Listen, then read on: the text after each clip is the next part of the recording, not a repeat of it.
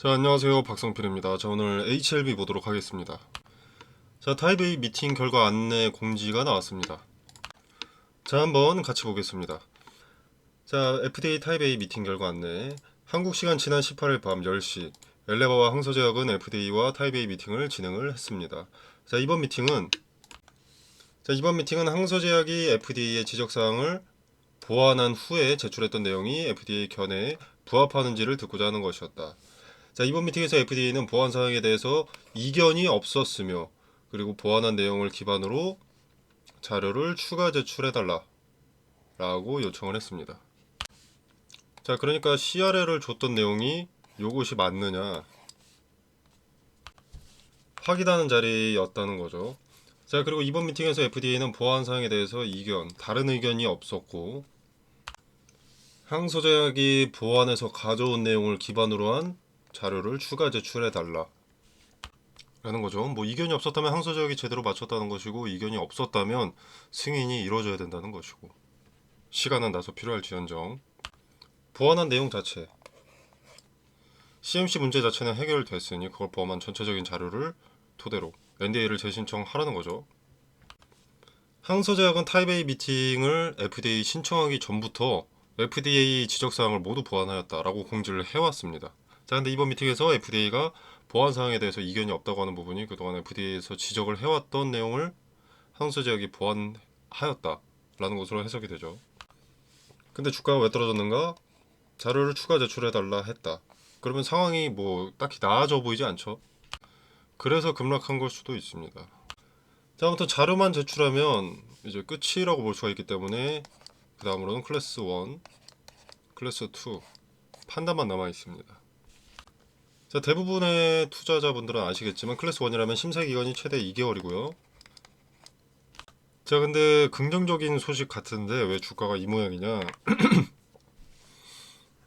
자, 클래스 1, 2 여부부터 나와야 기대감을 언제 반영시킬지 선택할 수 있기 때문입니다. 주도 주체가. 자, 만약에 클래스 2가 나온다면 심사 기간이 최대 6개월이죠. 빠르게 재신청한다라는 가정에 모든 일이 해결돼서 8월 초에 신청한다고 하더라도 내년 2월까지 심사를 하게 될 수 있기 때문에 지금 당장 세력이 자금을 쏟아부어서 기대감을 만들 이유가 전혀 없다는 거죠. 주가를 상승시키는 게 아니라 유지시키는 데만도 돈이 많이 들어갑니다.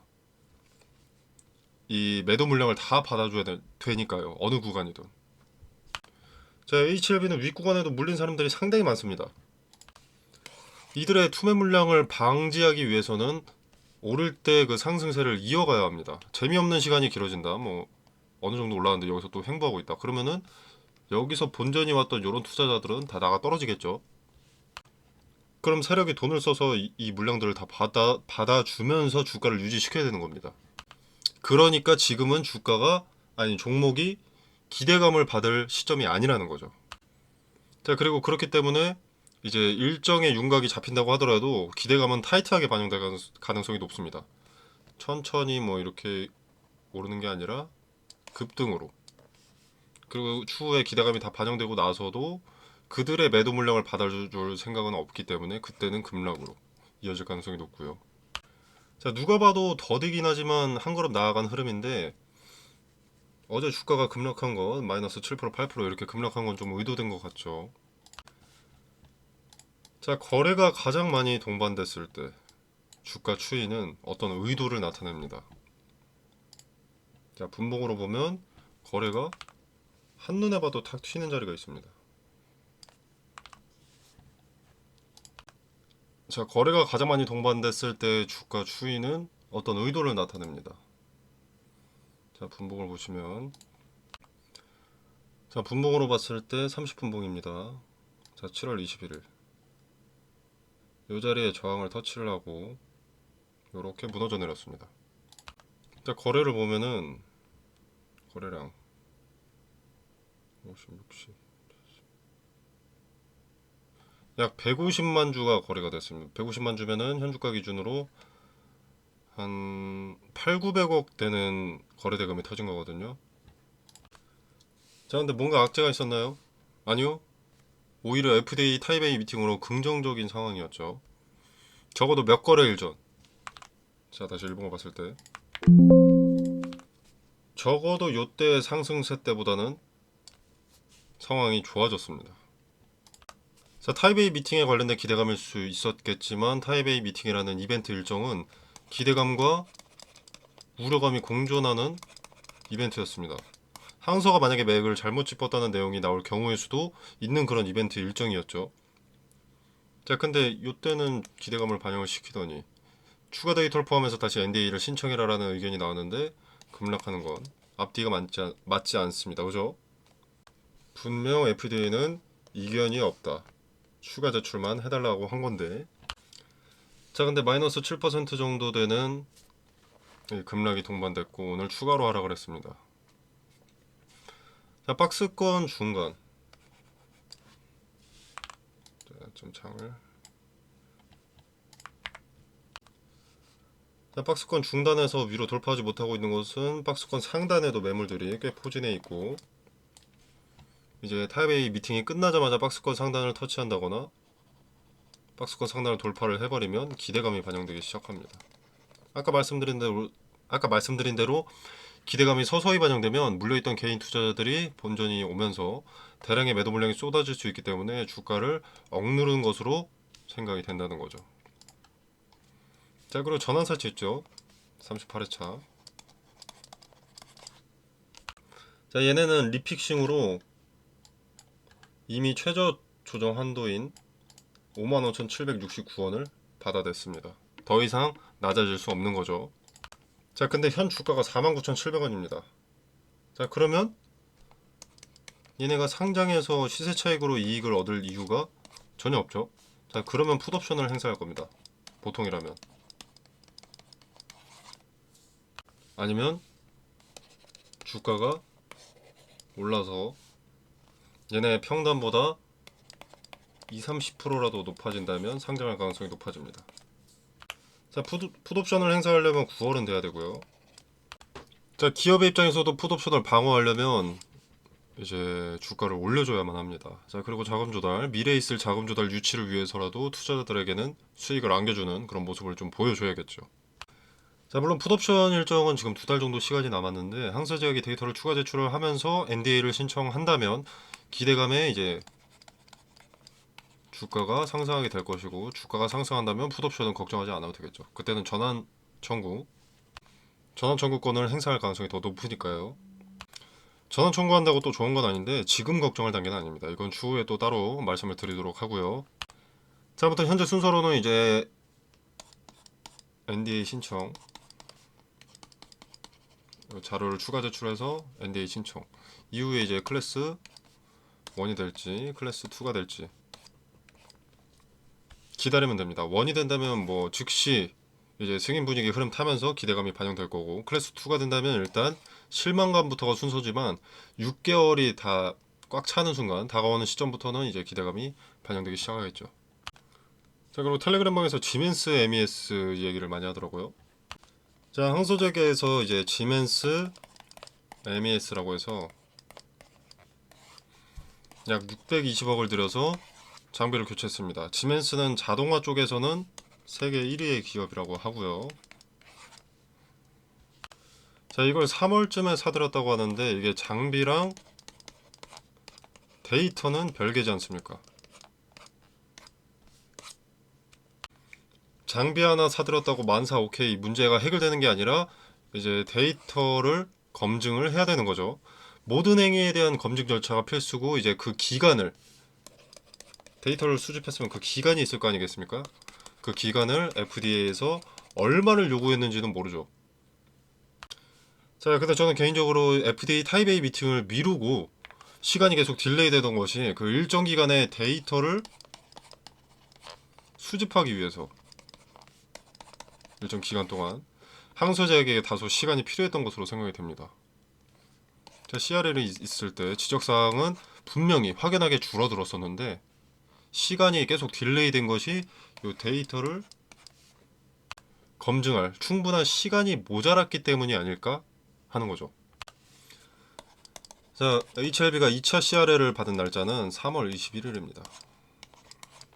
그리고 FDA로 보완 자료를 제출한 날짜는 4월 14일. 자, 한 달도 안 되는 시간입니다. 그죠? 근데 실험 데이터를 포함한 보안 서류를 제출했다고 했습니다. 자, 한 달도 안 되는 기간 안에 어떤 시스템을 절대로 구축을 할 수가 없다고 합니다. 자, 중국 언론에서 1년 전에 시멘스 MES 시스템을 도입했다. 1차 CRL 이후에 구축했다고 했고, 이게 시간상 절대 2차 CRL 이후로 새롭게 교체나 구축할 수 없다고 합니다. 자, 그래서 여기까지 봤을 때 드는 생각이, 여태까지 시간이 딜레이 된 자체가 문제 자체의 원인은 알았고 해소 방법도 알았지만 시간이 필요한 것이 아닌가, 시간만 있으면 승인이 아닌가, 이런 생각이 드는 거죠. 물론 이게 정답이라는 게 아니라 제 생각입니다. 2차 CRL에 나왔던 것은 이제 FDA 기준에 부합되도록 MES를 구축하고 개선했는데, 그러고 나서 신청을 했는데, 뭐 데이터 항목에 뭐 누락이 있었다던가 아니면 뭐 불일치라던가 하는 오류의 발생으로 그렇게 되었을 수 있고, 이런 시스템 자체만 구축이 되어 있다면, 이 시스템 자체만 구축이 좀 되어 있다면 이 안에서 데이터를 추가하거나 수정하는 것은 오래 걸리지 않는다고 합니다. FDA에서 이것을 추가하고 만약에 뭐 몇 개월치 분량의 데이터를 제출해라 라고 했다면 그 데이터를 축적하기 위한 시간만이 필요할 뿐이고요. 자, 그래서 어제 공지에 있었던 이 내용 자체가 보완한 내용을 기반으로, 보완한 내용, 시멘스 MES 요걸 말하는 것 같고, 그리고 추가 제출, 요걸 기반으로 한 추가 제출, 축적된 데이터를 요구하는 것이 가장 유력해 보입니다. 자, 그리고 FDA에서도 공식 문서로도 이제 추가 자료가 필요하다라고 했었으니까 뭐 실사까지 오진 않겠죠. 실사까지 올 것으로 생각되지는 않고 그냥 추가 자료만 제출하는, 데이터만 지멘스 MES 시스템으로 축적된 요 데이터만 있으면 좀 상황이 긍정적이어지지 않을까, 기대감이 반영되기 시작하지 않을까, NDA 신청에 청신호가 켜지지 않을까 생각합니다. 관련된 세부 내용, 추가적인 세부 내용 텔레그램 방에서 정보 전달 드리도록 하겠습니다. 자, 그리고 차트에서도 어제 급락이 나오긴 했지만 마이너스 7%, 박스권 하단을 이탈했다, 뭐 그런 것이 아니기 때문에 급락이 큰 의미가 없습니다. 무슨 유의미한 지지대의 자리가 깨진 것도 아니고요. 자, 공지가 좋은 건지 나쁜 건지 애매모호하게 올라왔기 때문에 개인들은 당일 주가를 보고 긍정적인 거구나, 부정적인 거구나 판단을 할 텐데, 어제 마이너스 7%를 보고 부정적인 판단으로 인식하게 만들기 위한 주도 주체의 의도가 포함된 급락이라고 봅니다. 자, 좋아할 필요도 기분 나빠할 필요도 없는, 그런 의미가 없는 자리이기 때문에 크게 개의치 않으셔도 된다라고 말씀을 좀 드리고 싶고요.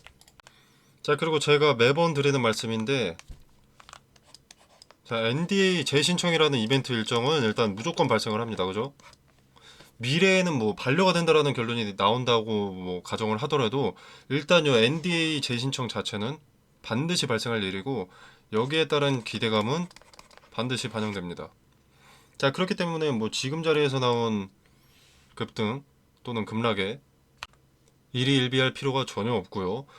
급락이나 급등이 나온다면 어떤 의도를 갖고 있는지, 어느 가격대에서 거래가 집중되었는지, 그 가격대는 과거의 데이터부터 묶어보았을 때 의미가 큰 자리인지 확인하는 것이 중요합니다. 그 자리를 확인하고 의미가 다수 수렴된 자리라면 추후에 있을 급등이나 급락의 투자의 근거로 삼을 수 있기 때문입니다. 이건 투심이죠, 투심. 이 박스권 하단, 명확한 하단이죠. 요거 무너지면 어떨 것 같습니까? 원래 절대 투심을 하나로 묶을 수 없는 주체가 개인이잖아요, 개인.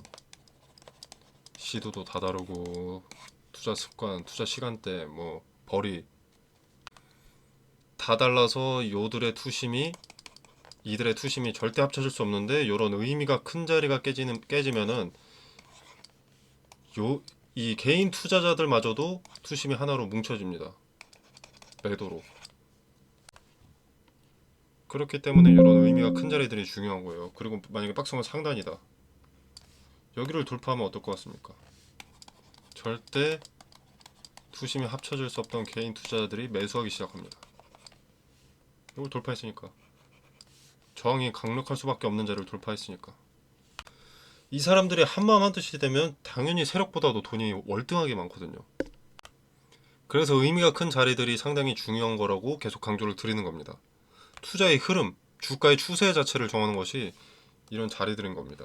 수차례 수렴된 저항이나 지지. 자, 돌파했다. 근데 이 자체만으로도 매수가 올라가는데 내려왔는데도 여기 지지를 받습니다. 그럼 여기서 또 매수 올라가죠. 저항이 강한 자리, 지지가 강한 자리 모두 메모하면 매수와 매도 타점들이 보입니다. 그리고 그 저항과 지지가 강력한 자리들의 신뢰도를 올려주는 것이 거래 대금이고요. 자, 거래라는 것은 거짓말을 할 수 없는 지표이기 때문에 허수가 아닌 진실된 의도가 포함되어 있다면 거래가 올라갈 수밖에 없습니다. 자, 이 디테일을 텔레그램 방에서 설명드리고 있고요. 항소제약 공시 번역 및 해석, 그리고 FDA 원문 해석 등의 정보들도 공유하도록 하겠습니다. 자, 그리고 반영될 기대감, 제로만 살아있다면 주가가 폭등할 이벤트 일정이 남아있다는 것이기 때문에 주가가 폭등하지 않는 상황에서도 방망이 짧게 주고 단기 대응을 할 수 있습니다. 예를 들면 뭐 여기서 사서 여기서 파는 거죠. 자, 이 부분은 추가 매수할 여력이 되는 분들, 기대감이 본격적으로 반영되기 전에 평단을 낮추고 수량을 늘릴 수 있는 대응 전략이기 때문에 참고해 보시면 좋을 거라고 생각을 합니다. 자, 텔레그램방에서 이 근거와 디테일을 설명드리도록 하겠습니다. 자, 텔레그램방 참여는 영상 설명란에 보시면 여기 더보기 버튼이 있습니다. 자, 이 버튼을 누르시면 이렇게 링크가 기재가 되어 있고요. 자, 이 공간 안에서 제공되는 정보 일체의 금전을 요구하지 않습니다. 자, 투자의 기준과 근거들을 설명드리고 있고요. 그리고 입장 코드 같은 거 없습니다. 자유롭게 입장, 퇴장 가능하시고, 자, 이제 HLB, 그러니까 개별 종목 대응 이외에도 추천 종목을 언급을 드립니다. 자, 그래서 뭘 사야 될지 모르겠다면 추천 종목도 한번 참고해 보셔도 좋을 것 같고요. 자, 그리고 검색기 같은 거 인터넷에 검색하시면 종류가 너무 많잖아요. 자, 그래서 뭘 적용하셔야 할지 많이들 헷갈리시던데 제가 좀 쓸모있는 것들만 추려서 알려드리겠습니다. 당연히 만능은 아니고요. 쓸데없는 방대한 정보들을 제외하고 봐야 될 것에 집중할 수 있도록 추려놓은 검색기입니다.